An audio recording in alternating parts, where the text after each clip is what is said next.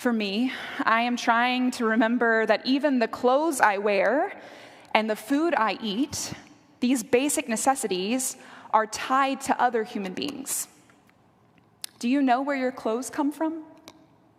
I deeply encourage you to research this. The fashion industry emits 10% of human-caused greenhouse gas emissions, 20% of global wastewater, uses more energy than the aviation and shipping sectors combined, and is overflowing our landfills. So it matters where you choose to shop.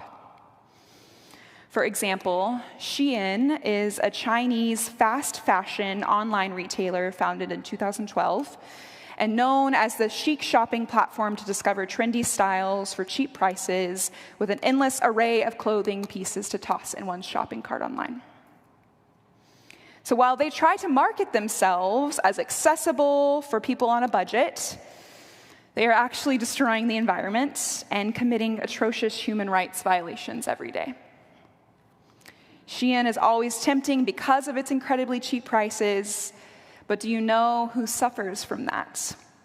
The women and children in the factories in unsafe conditions, receiving little to no pay for their tedious work. And we know that climate change is impacting those in poverty first and most right now.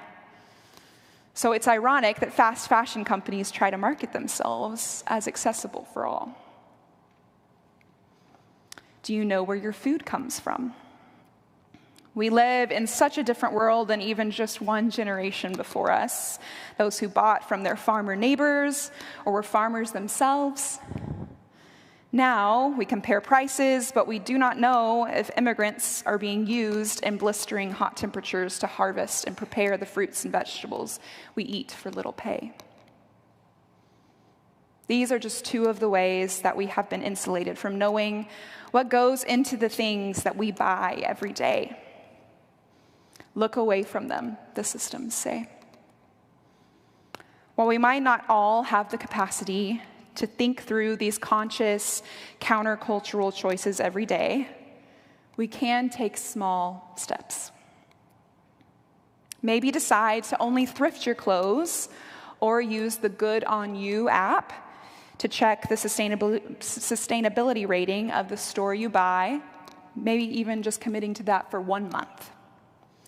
Maybe it will feel like too much during that month, or maybe you will form a habit, and you will learn that we don't have to rely on the big chains and fast shipping giants that want us to believe we can't live without them.